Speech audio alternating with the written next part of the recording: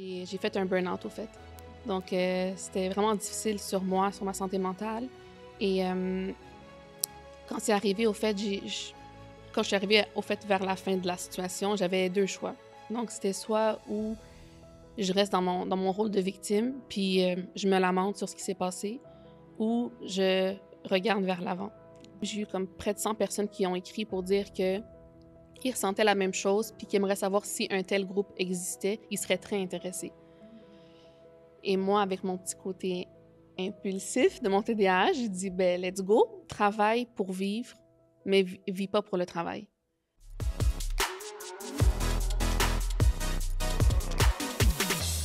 Bonjour tout le monde. Aujourd'hui, j'ai le grand plaisir de recevoir une combattante, je dirais, une personne qui a su aussi relever des défis. Aujourd'hui, j'ai le plaisir de vous présenter Aïda Girgis. C'est la fondatrice de la Cabane RH. Bienvenue Aïda. Bienvenue, Sarah. Je suis contente d'être là avec toi aujourd'hui. Merci d'avoir accepté l'invitation, Aïda. Et puis aujourd'hui, on va parler de beaucoup de choses. Mais avant de rentrer dans le vif du sujet, j'aimerais vraiment que tu te présentes pour notre auditoire et de nous dire qui est Aïda spécifiquement. Aïda, ben, moi, comme tu dis, je suis récemment fondatrice de la Cabane RH, qui est un organisme à but non lucratif qui vise à promouvoir la santé mentale et le mieux-être des professionnels en ressources humaines. Et pourquoi les ressources humaines? C'est parce que je suis une RH. Donc, je suis aussi consultante en ressources humaines et je fais cette profession depuis environ 7 ans. Excellent, excellent. Puis, si on veut aller encore plus en profondeur, de nous présenter, nous parler de Aïda, la femme qu'il a devant nous aujourd'hui. Tu sais, c'est comme tu as mis en place ton organisation, tu as passé à travers plusieurs choses. Là, si on veut aller un peu dans l'historique, un peu en arrière et de parler de qu'est-ce qui t'a ramené aujourd'hui, peut-être c'est quoi le chemin que tu as fait pour mettre en place cette organisation. Le chemin d'Aïda. OK. Mhm. On va y aller comme ça. Euh, Moi, au début, quand j'ai commencé un peu mon parcours avant que j'arrive dans les ressources humaines, j'étais dans le domaine de la relation d'aide. Donc, j'étais intervenante psychosociale. J'ai travaillé beaucoup avec des victimes de violences conjugales. Puis, j'étais un peu, pas trop certaine de ce que je voulais faire dans ma vie dans ce temps-là. J'étais un peu perdue. Une petite partie de moi-même, c'est que j'ai aussi un TDAH. Donc, j'ai toujours eu un peu des défis à savoir où je m'en allais, comment réussir dans mes études. J'avais quand même des défis. Puis, quand j'étais intervenante, au fait, j'ai adoré ça, mais j'ai aussi vécu une situation d'harcèlement psychologique au travail. Puis, j'ai fait un burn-out, au fait. OK. Donc, c'était vraiment difficile sur moi, sur ma santé mentale. Et quand c'est arrivé, au fait, quand je suis arrivée, au fait, vers la fin de la situation, j'avais deux choix. Donc, c'était soit où je reste dans mon rôle de victime, puis je me lamente sur ce qui s'est passé, ou je regarde vers l'avant. Mhm. Puis, regarder vers l'avant, pour moi, c'était de devenir la personne plus tard ou dans le futur qui va accompagner les gestionnaires ou les directions à prendre des meilleures décisions pour les employés. Donc, éviter qu'une personne se tombe dans la même situation que moi. Mhm. Donc, pour ce faire, j'ai décidé de changer complètement de domaine d'études, puis je suis allée vers les ressources humaines. Donc, c'est ça vraiment qui m'avait alimentée. Donc, je voulais lutter pour les employés. J'ai toujours eu un peu ce côté revendicateur des droits. Euh, Puis, je me suis toujours dit que même si un jour je vais faire des ressources humaines, j'aimerais revenir vers le monde des OBNL Mhm. parce que ça connecte avec qui je suis, donc la relation d'aide. Mais je ne savais pas ce que j'allais faire un jour. J'ai juste mis ça de côté, puis j'ai juste fait mon chemin. Puis, quand je suis arrivée dans la région de Gatineau, j'ai changé de région complètement pour faire mes études. J'ai dû m'intégrer un peu dans la société, sortir un peu de mon cocon, parce que je suis une personne qui est naturellement très timide. Donc, j'étais pas comme ça avant. Je parlais pas. Tu sais, juste me présenter pour dire mon nom, je faisais quasiment un arrêt cardiaque, là. Donc, c'était vraiment Mhm. intense. Puis, C'est ça. Donc là, j'ai dit, je vais venir à Gatineau, je dois découvrir un nouveau monde. Donc, j'ai essayé de participer, de faire partie de différents comités. J'ai appris à connaître différents gens. J'ai commencé à travailler en ressources humaines. C'est ça que je voulais faire. Je voulais goûter à la profession. Puis au début, j'ai pris des postes un peu plus traditionnels ou, disons, calmes, plus routiniers. Puis moi, je me suis dit, ça me convient pas trop. Moi, TDAH, il faut que tu me donnes un peu plus de jus là, pour me stimuler. Donc, je suis allée pour un poste de directrice des ressources humaines, entre parenthèses, généraliste en ressources humaines. Et là, j'ai goûté Le jus, le vrai jus. aux vraies ressources humaines. Là, je suis comme, ah, OK. Là, j'ai eu comme une illumination Wow. sur la profession. Puis, c'est là que je me suis rendu compte que, OK, il y a quand même beaucoup de défis. C'est pas évident. Je finis mes journées, je suis fatiguée, je suis épuisée. J'essaie de gérer mon temps, ça marche juste pas. Comme ma batterie sociale était vraiment morte, on dirait que je reculais en arrière. Puis je disais, OK, qu'est-ce qui se passe, tu sais? Puis j'ai commencé à être un peu plus consciente de ma santé mentale à cause de mon premier burn-out. Donc, je voulais faire attention. Puis là, je me suis vraiment remis en question à un moment donné, puis je me suis dit, est-ce que c'est toi le problème? Ou est-ce qu'il y a quelque chose que je manque? Est-ce que j'ai raté quelque chose avec la profession RH? C'est-tu normal que je vis ces défis-là ou c'est moi qui n'ai pas faite pour la profession? Et j'étais vraiment remise en question. J'étais vraiment dans une phase difficile, j'étais vulnérable, je faisais beaucoup d'anxiété. Puis je me suis dit, parce que je suis un peu consciente des gens qui ont des pensées un peu négatives, qui peuvent ruminer puis nous détruire. Fait que là, j'ai dit, est-ce que c'est moi qui ai des pensées négatives ou est-ce que c'est la réalité, ce que je vis? Donc, ma façon de m'en sortir un peu, c'est d'aller chercher un réseau social que j'avais pas. Donc, j'ai écrit un message sur le groupe Mes collaborateurs RH et j'ai juste demandé la question. J'ai dit, coucou tout le monde, est-ce que je suis la seule ou est-ce que, comme il y a d'autres gens qui vivent cette surcharge émotionnelle dans la profession RH, est-ce que c'est juste moi ou est-ce qu'il y a des groupes qui peuvent en discuter? Puis, j'ai eu vraiment des réponses positives. J'ai eu comme près de 100 personnes qui ont écrit pour dire que ils ressentaient la même chose, puis qu'ils aimeraient savoir si un tel groupe existait, ils seraient très intéressés. Et moi, avec mon petit côté impulsif de mon TDAH, j'ai dit, ben let's go. Pourquoi pas lancer un groupe où on peut juste parler ensemble, se créer notre propre réseau, s'échanger des outils pour surmonter justement ces défis-là de la profession RH. C'est ce que j'ai fait, donc je l'ai fait en une journée. J'imagine que l'excitation, elle était tellement Ah ouais, forte. elle était présente. J'étais vraiment contente de voir que je n'étais pas seule. C'était libérateur, c'est certain. Donc, je me suis dit, OK, je vais lancer la cabane RH. Puis, j'ai beaucoup de gens qui ont embarqué rapidement. Ça a comme pris beaucoup de popularité. On a été cités dans les journaux, des gens qui nous ont suivis sur LinkedIn. Puis, le but, vraiment, c'était... Je savais pas ce que j'allais faire. J'avais pas de plan d'affaires. J'avais rien de ça. Mais je savais juste que je voulais créer un lieu qui était un peu plus informel, où les gens, quand ils se sentent pas bien en ressources humaines, ils ont quelqu'un vers qui se tourner. Parce que la profession RH, ce qui est une réalité qui vient avec, c'est qu'il y a beaucoup d'isolement. Puis si tu n'es pas dans un environnement où il y a une grande équipe en ressources humaines, c'est pas vers qui te tourner vraiment. Puis tu peux pas comme faire des amitiés avec des gestionnaires ou des cadres ou des employés parce qu'il y a toujours cette notion de conflit d'intérêts. Il faut que tu fasses attention, c'est très délicat et... tu sais, si jamais un jour, je sais pas, comme il y a un employé que tu deviens proche avec, mais finalement, lui, fait l'objet d'une mesure disciplinaire, bien, est-ce que tu vas pouvoir avoir cette distance? Donc, il faut toujours faire attention. Fait qu'en même temps... Pour que tu puisses garder comme une certaine objectivité. Hein. Ouais. Donc, la réalité de notre rôle, ça fait qu'on doit garder cette certaine distance, mais l'isolement, ça aide pas quand tu vis des défis, tu sais, puis que t'as personne à qui te confier, au fait. Puis... tu sais, en faisant la cabane RH, j'ai réalisé qu'il y avait comme un genre de, disons, problème systémique, si on veut dire. C'est que je trouvais que quand j'ai étudié dans le domaine, bien, on m'a pas vraiment préparé à ces défis-là. Comme en passant, ça risque d'arriver. En passant, tu sais, c'est pas tout le monde qui va t'aimer. En passant, tu sais, il n'y a pas beaucoup de reconnaissance. Il y a beaucoup de conflits quand même qui arrivent, tu sais. Puis tu es souvent pris au milieu. Tu sais, un jour, tu es psychologue, un jour, tu es avocat, un jour, tu es thérapeute, un jour, tu es gestionnaire d'événements. Tu sais, c'est comme, on a tellement de chapeaux, puis les gens comprennent pas vraiment qu'est-ce qu'on fait, et nous non plus, et on sait pas comment naviguer là-dedans. Puis je pense que, tu sais, la profession, elle vient avec des risques psychosociaux, mais avoir su, je m'aurais mieux préparée. Tu sais, j'aurais eu moins le choc de « oh, OK, c'est ça, les ressources humaines. Et je le dis pas de manière péjorative, comme si la profession est pas belle parce que je suis autant passionnée aujourd'hui, ça change rien. Mais c'est juste que c'est bien de savoir pour qu'on soit moins en mode réaction, plus en mode proaction. Qu'est-ce que je peux faire pour faire face à ces risques psychosociaux? Qu'est-ce que je peux faire pour favoriser ma santé mentale puis mon mieux-être?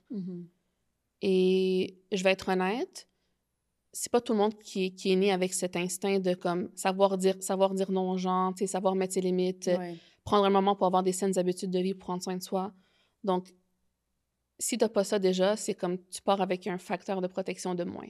Oui, je comprends. Puis, Tu sais? puis là, je pense que ce qui a pu, ce que tu développes, on va dire, c'est ces compétences-là pour que tu puisses faire face aux défis. C'est comme aussi la situation que tu as vécue au Ouais. niveau quand tu travaillais, puis qui t'a vraiment ramené vers un burn-out.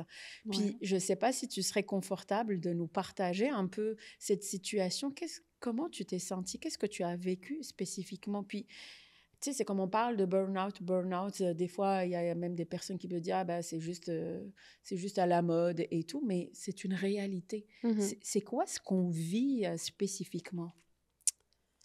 Ce qu'on vit, je peux dire, c'est comme un mélange entre des symptômes dépressifs puis anxieux. Donc, tu sais, j'avais des sauts d'humeur. Je me reconnaissais plus à un moment donné, j'avais des sauts d'humeur. Je trouvais que j'étais plus sensible émotionnellement. J'ai dit bizarre, parce qu'Aïda, d'habitude, elle est plus, tu sais, en contrôle. C'est un peu étrange.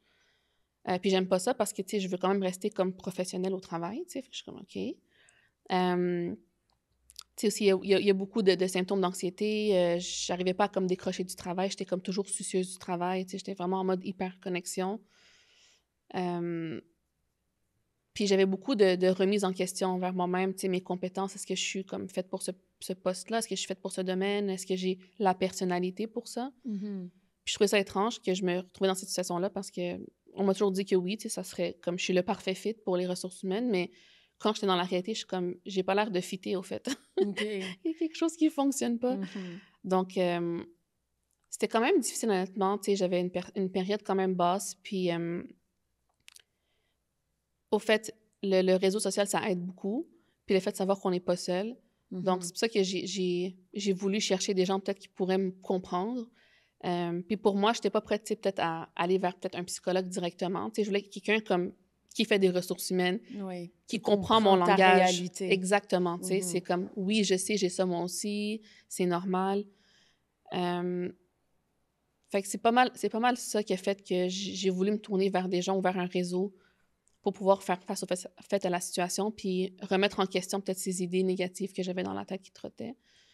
Euh, Puis d'où est né ou c'était quoi l'élément déclencheur de cette situation? Tu sais, c'est sûr que, tu sais, quand on vit justement des défis ou un harcèlement psychologique, mhm. c'est pas le l'harcèlement qu'on va détecter le plus, tu sais, c'est comme ça reste comme quelque chose de subtil qu'on va vivre. Mais comment on peut détecter quand on est en train de vivre justement un harcèlement psychologique? Ou quelles sont les choses qui ont fait que voilà, tu as ressenti que tu étais en train de vivre ça?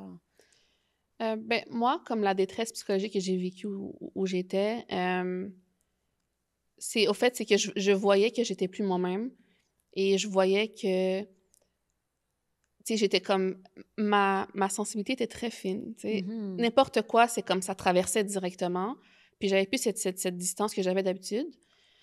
Et, euh, et j'avais aussi, tu sais, comme des troubles de sommeil, je vivais de l'anxiété. Donc, je voyais qu'il y avait quelque chose qui tournait pas rond.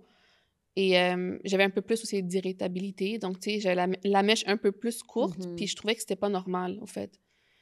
Euh, Mais il y a certainement des choses qui ont fait que mais, tu ouais. t'es rendu à ce Ce stade-là. ce qui s'est fait que je me suis rendue, c'est une accumulation, en fait, de se négliger. Hmm. Parce que je voulais trop plaire à tout le monde. Je voulais trop bien faire. Je disais oui à tout le monde, tout le temps. Je travaillais beaucoup, beaucoup, beaucoup, comme des 50, 60 heures semaine Wow. régulièrement.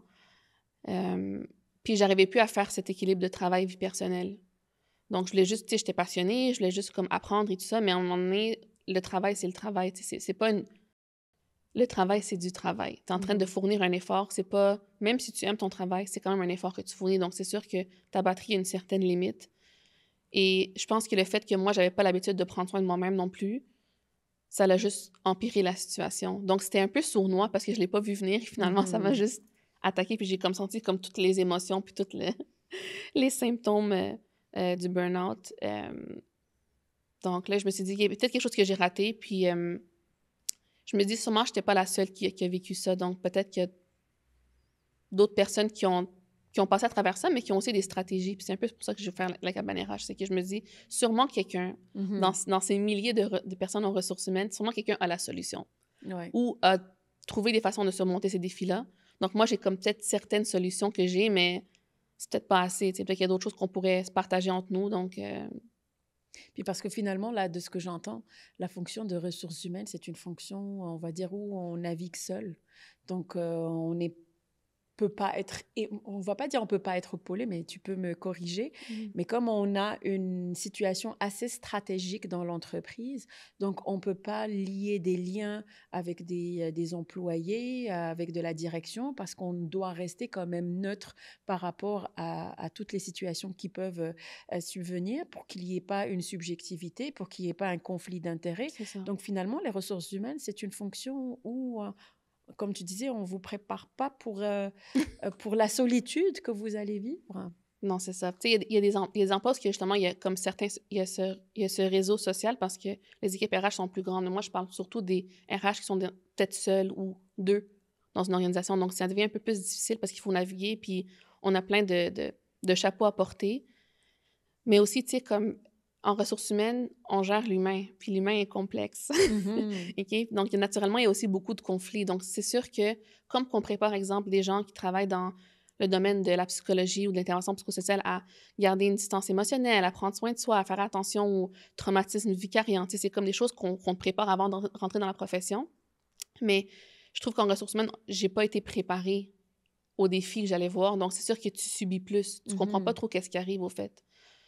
Donc, tu sais, il y a cet isolement, mais il y a aussi la nature même du poste, que c'est quand même difficile parce qu'en même temps, tu veux faire ce qui est le mieux pour l'entreprise, tu veux faire ce qui est le mieux pour les gestionnaires puis les coachés, tu veux faire ce qui est le mieux pour les employés, puis tu es un peu pris comme entre l'arbre et l'écorce. Et tu veux faire la balance, puis les gens comprennent pas trop qu'est-ce que tu fais. Et, tu sais, souvent, les gens ont tu sais, ils ont une connaissance limitée de ce qu'on fait comme profession RH. C'est souvent limité à du recrutement ou licencier des gens. Exactement. Donc C'est très réducteur, tu sais. C'est ça, on va dire, c'est le poste que les employés n'aiment pas. Donc, on n'aime pas les ressources humaines. Soit on est appelé parce qu'on va nous licencier ou ils vont nous recruter. Donc, si on passe une entrevue puis on n'est pas accepté, donc on déteste les ressources humaines. C'est les ressources humaines qui ont pris la décision. Mais souvent, tu sais, les ressources humaines, on essaie de faire le mieux pour l'entreprise et pour les employés surtout, mais c'est pas nous les porteurs vraiment des décisions. Tu sais, on est comme les exécutants. On est comme eux qui sont envoyés au premier rang de la guerre pour porter les nouvelles. Fait qu'on est souvent le visage qui est associé avec la nouvelle, mais au fait, des fois, c'est pas nous, tu sais. Fait que on peut pas vraiment se défendre parce que là, c'est comme si on parle mal de l'entreprise. Donc, on est comme un peu pris dans ce monde ou ce néant. C'est intéressant, on va dire, la façon avec laquelle tu apportes parce que, tu sais, généralement, on n'a pas ce feedback ou on n'a pas de prendre cette distance par rapport à la fonction. Puis quand on est à la recherche, par exemple, d'emploi et on va rencontrer les ressources humaines ou quelqu'un pour recruter, ben, tu sais, on va parler que c'est la personne qui n'a pas... on va limite détester la personne. Quand on est à l'intérieur de l'entreprise, il y a des défis ou quelque chose comme ça, ben, on va appeler les ressources humaines. Donc, c'est... Moi, je voyais au début, on va dire, les ressources humaines, c'est vraiment le méchant de l'histoire. Oui, le méchant, c'est ça, c'est le bad cop. C'est le bad cop. Tu sais, souvent, ce qui nous rend aussi bad cop, c'est qu'on conseille les gestionnaires à prendre des meilleures décisions. Donc, des fois, on représente l'employeur. Donc là, on est vu comme anti-employé, représentant de l'employeur. Puis aussi, tu sais, on est responsable de la conformité légale en ressources humaines, les lois de travail. Donc, le fait qu'on est un peu comme le policier dans l'établissement, les gens, tu sais, ils veulent moins, tu sais, se rapprocher de nous, peu importe. Fait que c'est toutes des choses qui font qu'on est comme, on se sent, tu sais, incompris ou peut-être qu'on peut pas avoir, tu sais, autant de reconnaissance. On gère quand même des conflits. On fait de notre mieux, tu sais. Des fois, on essaie même de de conseiller l'entreprise ou les gestionnaires du mieux qu'on peut, mais des fois, on n'est pas écouté non plus. Tu sais, on n'est pas les propriétaires de l'entreprise, on s'entend. Donc, tu sais, c'est comme, OK, ben j'ai essayé de donner un conseil, ça n'a pas passé, je fais quoi avec ça? Tu sais, c'est comme s'il y a un petit conflit de valeurs à l'intérieur de moi, puis tu sais, il faut vivre avec ça, en fait. Ça fait partie de la vie. OK. Mais quand on étudie en ressources humaines pour devenir des conseillers en ressources humaines, bien, on nous dit que voici les belles théories, voici le monde idéal, voici le monde utopique, mais après ça, il faut naviguer dans le monde du travail, puis avec la complexité de l'humain, puis des gestionnaires et des employés, et ci et autres. Donc, c'est ça. Mais c'est une très belle profession. Je ne veux pas parler du tout négativement de la profession RH parce que je ne serais pas aujourd'hui encore dans le domaine ou consultante RH si j'aimais pas ça. Exactement. J'aurais juste quitté. Donc, Mais c'est ça, c'est comme l'idée, c'est aussi de démystifier ce monde réel des ressources humaines parce que finalement, tu sais, c'est comme nous, on va le voir d'une façon que peut-être que vous ne le vivez pas comme tu le décris aujourd'hui. Tu sais, c'est comme il y a les employés qui ont peur d'aller vers les ressources humaines parce qu'ils se disent, ben, les ressources humaines, ils sont biaisés, ils sont biaisés, etc. Donc, c'est cette réalité que vous devez gérer, mais en même temps, vous êtes des humains aussi à gérer ce stress-là et puis qui va toucher certainement votre santé mentale. Donc, comme tu dis, c'est ce qui a ramené à ce que tu essaies de te poser la question si c'était toi le problème. Si c'était toi le problème, parce que finalement, c'est une profession que tu vis seule, en solitude, et que tu vis des situations qui sont un peu, on va dire, différentes de la théorie que tu as eue. Et finalement, tu commences à te poser la question si c'est toi. Et ça joue sur ta santé mentale, ça joue sur ton estime. Exactement. Ouais. C'était spécial comme expérience, mais je pense que je suis contente que j'ai eu comme j'ai frappé ce mur, au fait, parce que j'ai pu réaliser que je prenais pas soin de moi, au fait. Donc, je suis vulnérable à n'importe quoi, au fait. N'importe quelle profession a quand même ses risques, mais ça m'a fait remettre en question comment j'étais, puis comment je me voyais, puis comment je m'identifiais comme... Tu sais, mon identité, est-ce que je m'identifie juste comme par ma carrière ou par mon travail? J'ai pas une vie personnelle, tu sais. J'ai pas une Aïda derrière tout ça. C'est comme c'est qui l'humain derrière ce poste ou ce titre.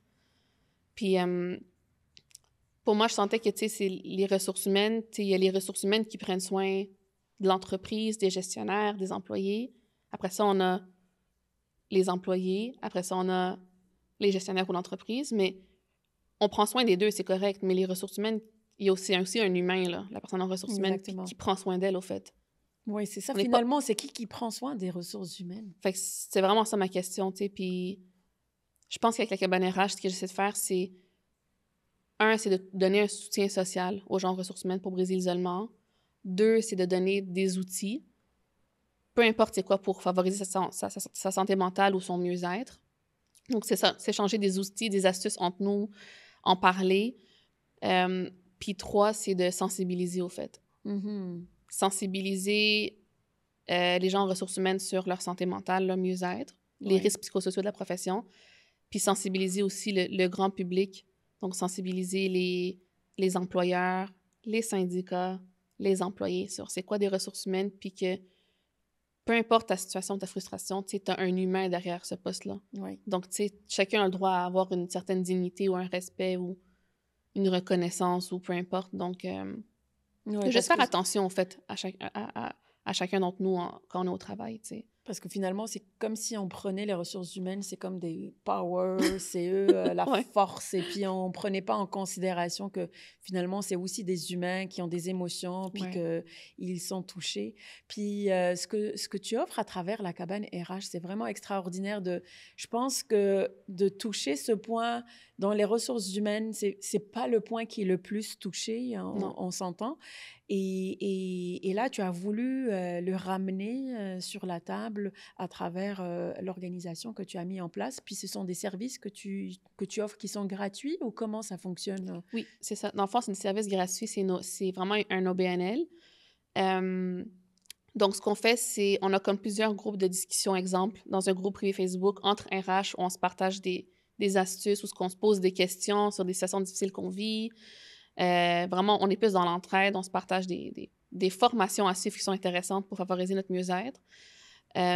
Donc, il y a ça. Puis, à travers ce groupe privé, justement, cette communauté RH sur Facebook, on fait des dîners sociaux RH où les gens, ils se rencontrent virtuellement partout au Québec. C'est juste pour manger un lunch ensemble, briser l'isolement, parler de tout et de rien, tu sais, juste rendre ça vraiment casual, pas trop se prendre au sérieux. Donc ça permet aussi de réseauter puis de créer un petit réseau informel parce que souvent, j'ai remarqué que le réseautage, souvent, ça passe à travers des événements payants ou des choses plus exclusives pour le monde des ressources humaines.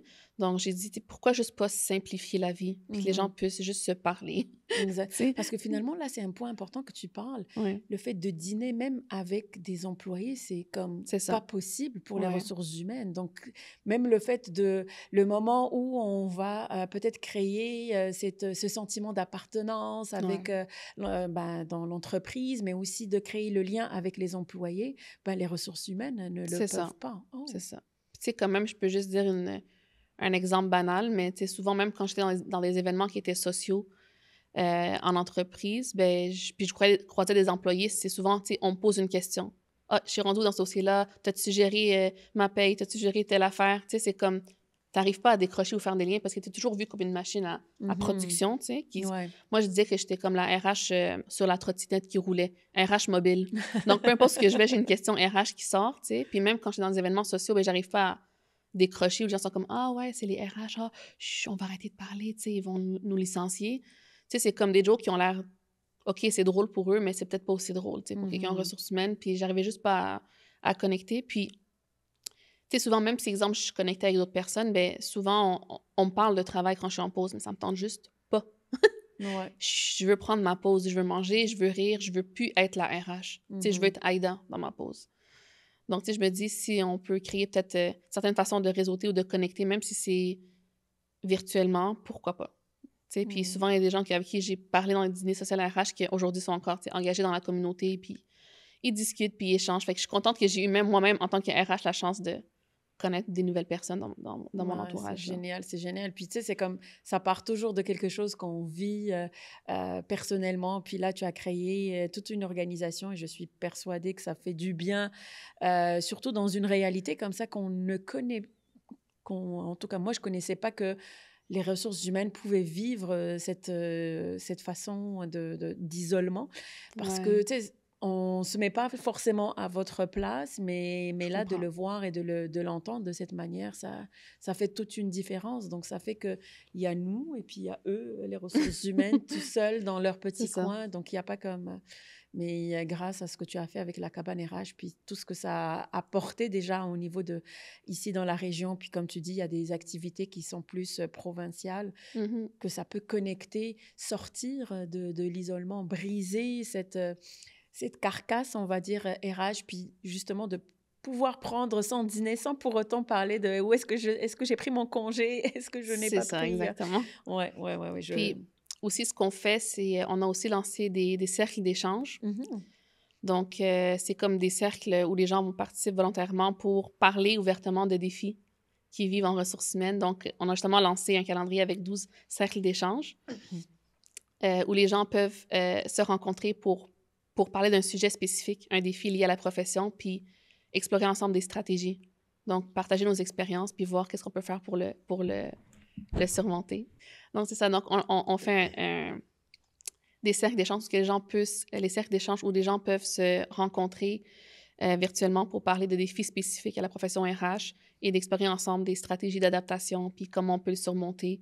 Donc, moi, je mise beaucoup sur l'intelligence collective. Oui, Donc, je pense que chacun a un peu la solution chez lui. Donc, exactement. je veux juste rassembler les gens pour qu'on puisse échanger ensemble. Puis j'ai très Wow. hâte, là. C'est magnifique, c'est tout à ton honneur, Aïda, vraiment, de Merci. rassembler, mais surtout de, hum, de s'appuyer sur cette intelligence collective, parce que chacun de vous, il va vivre des réalités, des situations, puis Ouais. de pouvoir, bien sûr, en discuter en toute confidentialité, pas normalement.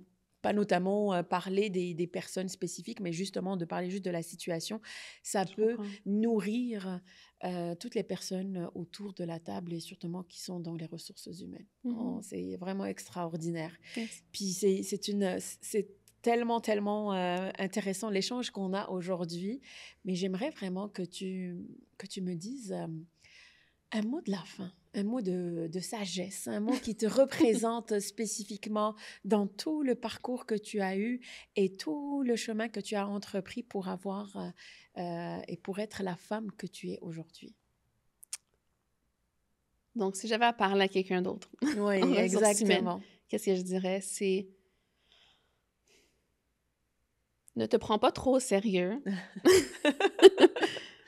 Donne-toi la chance de t'adapter. T'es pas obligé d'être parfait ou parfaite. Il n'y a pas de RH parfait. Parfait, ça n'existe pas. Puis, prends le temps de prendre soin de toi et travaille pour vivre, mais vis pas pour le travail.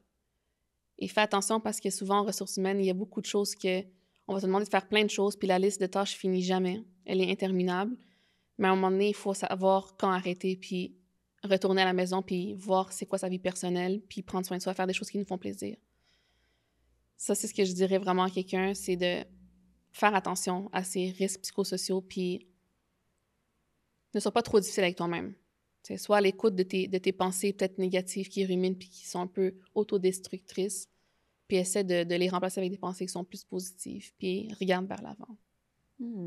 Merci beaucoup, Aïda. Merci pour ce mot de la fin qui est plein de sagesse et l'idée, c'est de prendre soin de soi. Ouais. Merci beaucoup. C'était un Merci, plaisir Sarah. de te recevoir aujourd'hui. Pareillement.